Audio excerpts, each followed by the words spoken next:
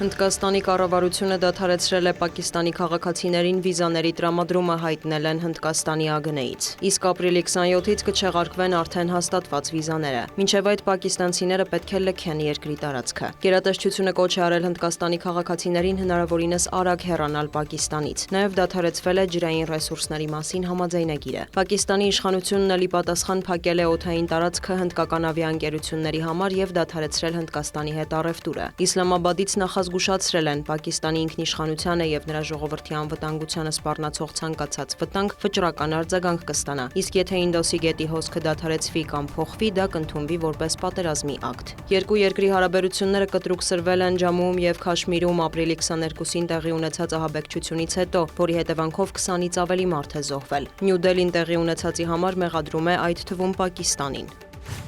Թեհրանը պատրաստ է վերսկսել շփումները Գերմանիայի, Ֆրանսիայի եւ Մեծ Բրիտանիայի հետ քննարկելու Իրանի միջուկային ծրագիրը, հայտարարել է Իսլամական Հանրապետության արտգործնախարարը։ Նա կոչ է արել մի կողմ թողնել մեղադրանքների քաղաքականությունը։ Ես կրկին առաջարկում եմ ընտրել դիվանագիտությունը, Մոսկվայում եւ Պեկինում իմ վերջին խորհրդակցություններից հետո պատրաստ եմ առաջին քայլն անել եւ այցելել Փարիզ, Բեռլին եւ Լոնդոն, նշել է Աբբաս Արաղչին, հավելել. հարկավոր է գործակցել փոխադարձ հետաքրքրության բոլոր ոլորտներում։ Միևնույն ժամանակ դիվանագետը մտահոգություն է հայտնել, որ Թեհրան Եվրոպա մերձեցման իրանական նախկին նախաձեռնությունները որպես կանոն դրական արձագանք չեն ստացել։ Ներկայումս Թեհրանը եւ Վաշինգտոնն անուղղակի բանակցություններ են վարում Իրանի միջուկային ծրագրի շուրջ։ Կողմերը պատրաստակամություն են հայտնում հասնել գործարքի, սակայն եթե հաշվի առնվեն երկու երկրի շահերը։ Իրանական կողմը նաեւ պահանջում է չեղարկել հակաիրանական պատժամիջոցները։ ԱՄՆ նախագահն էլ չի բացառում, որ գործարքի ձախողման դեպքում Իրանի դեմ կարող են ռազմական գործողություններ ձեռնարկվել։